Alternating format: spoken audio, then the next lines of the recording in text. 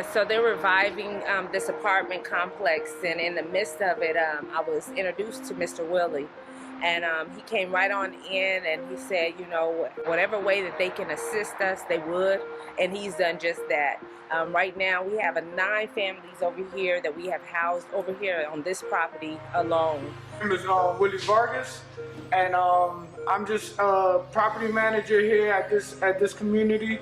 And we're just looking to help families get into apartments and live safely and live righteously, and just give people the opportunity to to better themselves and better the community. My name is Tamika Lomnick, and I was actually blessed to receive my own place here as well, here in Creekside Forest.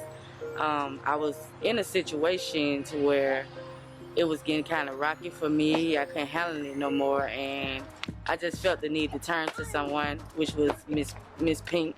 Actually, I reached out to her, and she reached out back, and my life has really took a whole turn since then. This used to be a dilapidated property. It was bad. I came over here, everything was boarded up. It was on the news, and it only like about 15 families live back here. And they were trying to find a place to live, and then we helped. They got it shut down because it was so dilapidated. So the owners bought it, and they're trying to bring it back to life. So it looks good. They got the parking lot paved, everything remodeled. Nice to meet you. Well, I was here doing the 3rd renovation. Yeah. Cause this used to be. I was there. It was like before that. It used to be like a booming place, apartments off I-20. And then it had went back down, and then they came in and remodeled again and called it breakout communities. And breakout communities were designed where you can have free after-school programs. They had computer training, tutorials. They had food for the families, and then you could do after school. Kids would get off the bus and go straight to the breakout room, which is right here, and had karate class. It was a real nice thing. And I just like when y'all took it over. Y'all secured it.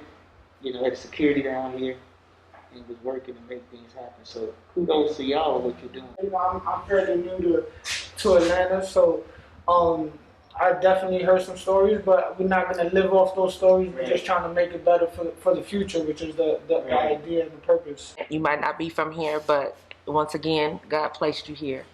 And so I wanted the families to come because this is the manifestation of what He is doing inside of this county. And then with you helping and assisting, that is just... So yeah, we have a nonprofit called SMED, stands for Student Making Educated Decisions. And I started with my wife and her sister. They're twins. They graduated from Westlake High School in South Fulton. And on their 20th anniversary reunion, they just did a big push, give back to the students. And we ended up liking it so much that we continued to feed the students and the athletes that stayed after school every day. So we decided to actually just form a nonprofit and continue to do that. We definitely want to give a little bit more hot meals than bag lunches. So that's what this is, to come together, reach one now and teach one. They have been helped. Now it's time for them to come back and help somebody else. Well, this is one of the places that we stayed when we moved from North DeKalb. We moved over here to South DeKalb. This was called, at the time, Eagle's Nest. A very promising and great community. A lot of young families was here. And it was a great foundation for me, but also taught me about how to give and connect with people. And that's what this was about. So now to see it come full throttle again with the new owners here and their love and their heart for the community, and to see these strong families that are behind me, families of hope, families of love, families who has the resilience to never give up attitude. So I want y'all to know, families, if y'all keep moving and thriving, things gonna happen for you. You take a step, we take a step. It can't be us taking all the steps, and y'all are making that happen today. So keep it going. I'm proud of y'all. Well, Commissioner John, I just want to personally say thank you. You have done so much, not just for myself, but for all of these families. And I think I can speak on behalf of everybody that you've assisted. Pink, Mr. Willie, I just want to say thank you. You don't know, I don't think you might understand what you've done for us, but you have really made lives a whole lot better. Really? And I thank you so much. I love my apartment. We were homeless. We were living at the Efficiency Lodge, and we ended up ultimately being evicted illegally. It's been a journey with this homeless situation, but God has truly placed the right people in our lives, and I thank Him for that, for allowing us to be able to meet such caring people. Commissioner Johnson, L.A. Pink, the guy that manages my complex where I am now, thank God I was able to obtain housing. So I've been in my apartment with my son since December 15th. So we were able to spend Christmas and New Year's in our own place. But my son, he's 18 years old.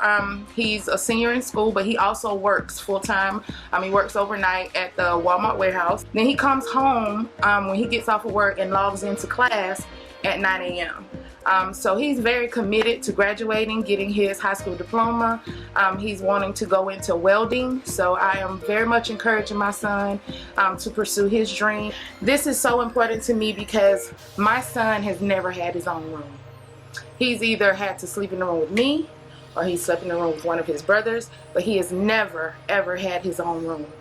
And this journey, at first the journey seemed like it would never end, but because of you, Miss Pink, Mr. Willie, and everybody that's been involved, Miss Lisa, just everybody that's been involved in assisting us, you've really allowed us to see that there is a light at the end of this tunnel. And I just want to say thank you. You're welcome. From the bottom of my heart.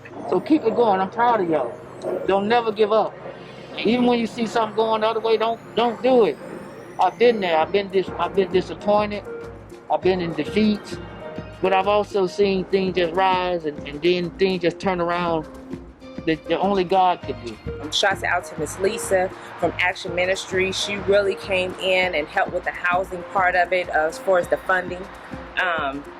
Big shouts out to New Life Church too as well. They housed them for the 4 months for the hotel stay that a commissioner had came in and asked them to do from the illegal eviction. So we're just so grateful and thankful to God for all the God's work that is making this work, because without Him, none of this would be possible.